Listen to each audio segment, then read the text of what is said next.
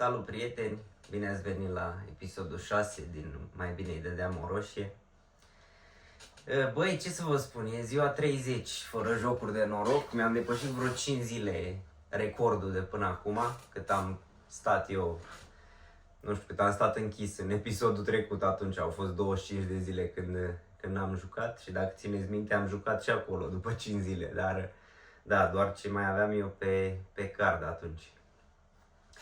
Băi, ce să zic, e ok, e bine. Că de obicei, cum vă spuneam și în shortul de săptămâna trecută, de obicei iei salariu, îl joci pe tot și după aia 7 zile ești mort. Deci, cel puțin 7 zile ești mort, ești pur și simplu supraviețuiești, respiri, doar atâta. Dar nici n-ai poftă de mâncare, n-ai poftă de nimic. Te duci, mai trebuie să te duci la serviciu a doua zi, e teroare, ești terminat, e ca și cum ți-ar fi murit cineva în familie, știi?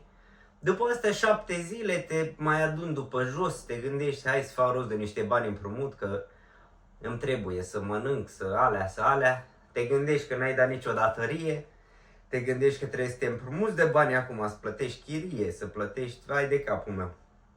Așa că eu luna asta am sărit peste toate etapele astea, deci am luat salariu, n-am avut eu controlul asupra lui, prietenul ăsta al meu mi-a plătit datoriile și da, am trecut, am avut doar momentul ăla de ascensiune. Momentul ăla, după astea 7 zile, zici, hai mă, cine sunt eu, mă, te scuturi de praf și o iei iară de la capăt.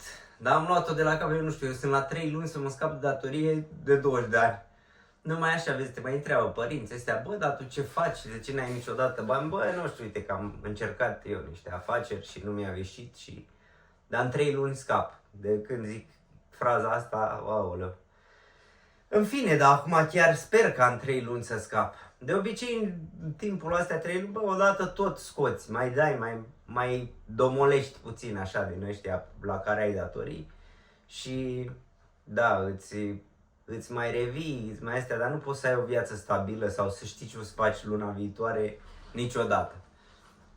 În fine, să continuăm povestea, că intru prea mult în detalii de jocuri de noroc și astea vreau să le spun după poveste. Probabil când o să termin povestea o să am și eu mai mult timp, mai multă experiență fără ele. Să văd, nu știu, eu m-am gândit, hai mă, să vedem și cum e fără, că...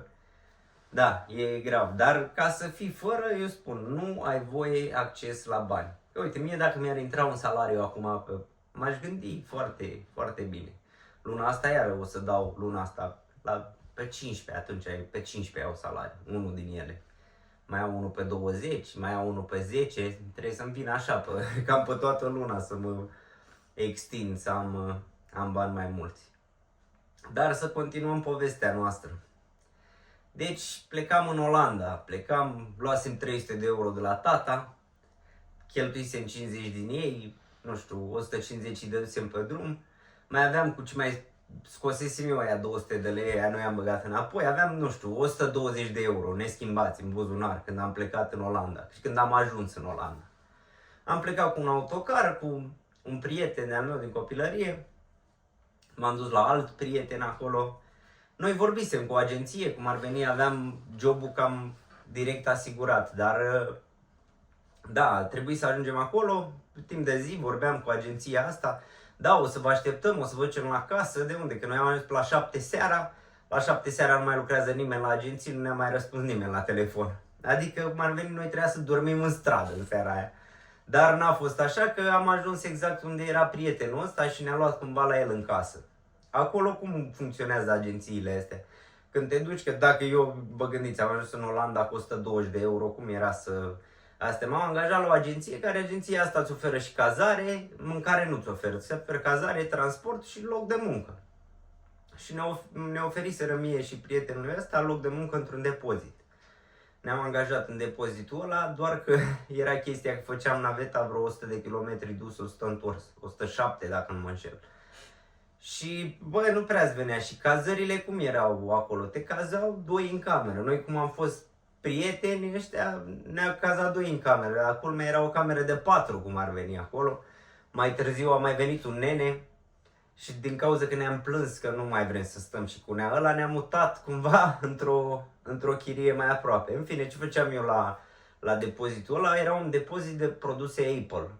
Și eu, nu știu, de exemplu, luam comenzi pentru magazine. Magazinul ăsta avea nevoie de, nu știu, atâtea telefoane, atâtea tablete, atâtea ceasuri. Eu aveam o cască pe ureche, casca aia îmi spunea unde să mă... Nici nu mai știu, ori cască, ori un pistol avea. Nu, pistol parcă avea. Pistolul ăla, da. Pistolul ăla îmi spunea unde să mă duc și ce să ridic. Sau, nu știu, aveam și cască și pistol, nu mai țin minte. În fine, am lucrat câteva luni acolo. După primele săptămâni ne-am mutat de la cazarea aia. Băi, în primele săptămâni de Olanda nici nu prea mă jucam așa, că nu prea știam unde sunt cazinourile. Nu știam cum să-mi fac ăstea, doar și mai trimiteam bani la cât un prieten să-mi pună cât un bilet la pariuri sau ceva de genul. Dar eram oarecum și după experiența pe care o avusesem, oarecum m-am mai calmat așa puțin cu jocurile de noroc. Îmi făcusem și o iubită, acolo eram mai calm, mai așa. În fine, m-am dus la locul ăsta de muncă, ajunsesem conduceam iară pe motostivuitor de la... Ridicam un palet de telefoane iPhone la 10 metri înălțime. Nu știu, era ușor jobul ăla, că e o mașină foarte acurată și... Da, mă descurcam pe ea. Doar că, nu știu, m-am certat cu șeful al meu de acolo și mi-am dat demisia într-o zi. M-am despărțit și de fata asta și viața o luase înapoi așa. M-am dus iară, m-am angajat în altă parte, că trebuia să părăsesc cazarea la ăștia. Eu iară nu aveam niciun ban, dădusem ceva datorii, că vă dați seama, venisem cu IFN-uri, bănci. Bine, alea așa cum ale am, nici nu le-am calculat în datoria asta. Eu calculez datorii ce am la persoane fizice. Cu băncile acum nu poate să mă sune banca să zică, bă, vezi că mă duc peste tactul la poartă să-i cer bani. Nu poate să zică banca așa ceva. Persoanele fizice zic și astea. Bine, nu că ar fi asta o problemă, dar... Da, nu îmi place mie, știi? Nu e frumos să ai datorii la persoane, că ai datorii, uite, băi, am dat banul ăla, am făcut și ăla, nu știe prin ce treci tu, ce jucător ești, ce astea. Și să știți, când dați bani așa rău la jucători, bă, parcă e și vina voastră un pic, că voi îl știți că e jucător, adică pana mea, spuneți mai bine luați, hai mă, te iau de mână, mergem în supermarket și îți iau de mâncare, îți iau țigări, îți iau ce ai nevoie, îți plătesc o factură la curent, dar nu e bine să-i dai bani pe mână, că sigur se joacă și dacă nu vrea să-i joace, îi joacă. În fine, după ce m-am despărțit de fata asta, m-am dus undeva în alt oraș, am stat, stăteam cu un prieten, venise un prieten moldovean, venise la mine din Germania, dar nu știu, nu mai era persoana pe care o cunoșteam eu ăla și când a venit vara, gen am plecat, nu știu, am stat cam 8 luni, 7-8 luni, așa, am stat de la 2 joburi am schimbat, ambele în depozit, ambele conduceam pe motostivuitor de la. După am zis, bă, mă uitam pe Facebook și am văzut o cazare, cineva își dădea camera timp de 3 luni în Haga. Își dădea camera în Haga timp de 3 luni și am zis, băi frate, hai mă că mă duc în Haga, iau camera asta, era cam un salariu pe săptămână să mă mut acolo, îmi caut ceva de lucru acolo și aia stau și eu singur. Și m-am dus, frate, singur în Haga. M-am angajat tot așa la un depozit, conduceam cumva pe un motostivuitor mai mic, dar mă duceam acolo 15 km dus, 15 întors cu bicicleta la muncă. La început făceam vreo oră pe 15 km, după ce m-am antrenat toată vara făceam vreo 40-45 de minute. Și culmea era că după ce mă duceam la jobul ăsta, mă duceam și făceam delivery de ăsta cu bicicleta, livram mâncare. Bine, și ăștia mă plăteau tot la oră, dar n-am stat așa mult, cam o lună am făcut și delivery și asta, că nu puteam, nu știu, făceam vreo 80 de kilometri cu bicicleta pe fiecare zi. În fine, m-am menținut în formă. Și în timp ce eram în Haga acolo, bă, era frumos, mă duceam la plajă, adică am fost cumva relaxat, așa că n-aveam niciun prieten. Bine, mai veneau fel și fel de persoane pe care le cunoșteam eu din trecut pe la mine, dar da, eram mare parte singur acolo și oricum trebuia să părăsesc că închiriasem apartamentul doar pe vară de la un student. Și ce m-am hotărât, mă uitam pe Facebook, hai să-mi găsesc ceva de lucru sau să-mi găsesc cazare, să fiu aproape de lucru, să vedem. Băi, și uitându-mă acolo, mi-apare o reclamă, devino managerul viitorului, era o ofertă de muncă acolo.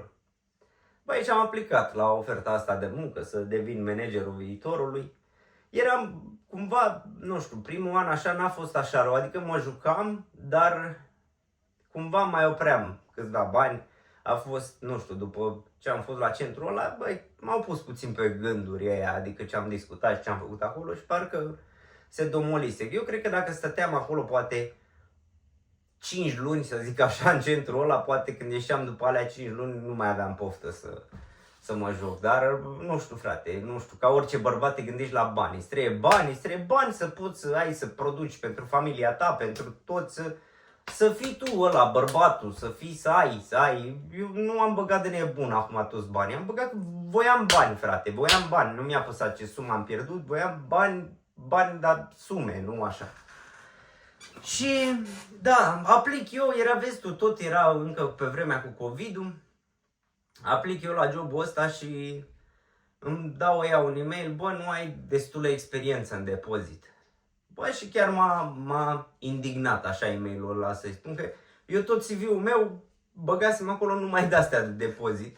Și faza e că am și mințit în CV-ul, adică ei aveau nevoie de manager, coordonator, ce aveau ei acolo. Eu nu puteam să spun că am fost muncitor și vreau să acum pe poziția asta. Nu, la toate joburile la care am fost, am spus că am fost manager, coordonator, chestii de-astea. În fine, după zice la da, hai să te chem la un interviu. Băi, mă aranjez frumos, mă pregătesc eu de interviu. Aveam telefonul în față, că am avut interviul la telefon, băi, și în spate pe perete, frate, toate subpunctele care se cereau la interviu pentru jobul ăla. A zis că nu mă angajează ca manager, că nu am facultatea terminată, dar poate să mă angajeze ca și coordonator. După ce am făcut interviul, îți dai seama, a fost foarte mulțumit că eu aveam răspunsul la orice întrebare, îl aveam pe perete acolo. M-au angajat ca și coordonator și trebuia să mă mut într-un oraș undeva mai aproape de Amsterdam, Lelystad îi spunea. Mi-am găsit o cazare acolo și m-am mutat să-mi încep cariera de manager. Aici o să fie mai multe întorsături de situație, dar o să le las pentru partea a doua din episodul următor. Că da, acum începe o poveste interesantă, cum am fost coordonator, manager, am mai dat și o mașină peste mine, petrecerea de pietoni. Au fost câteva evenimente care s-au întâmplat, dar nu vreau să vă țin prea mult cu episodul ăsta. În fine, săptămâna asta, cum spuneam, sunt liber, n-am mai fost liber așa de nu știu când. Nu știu, am muncit cred că peste 220 de ore luna trecută.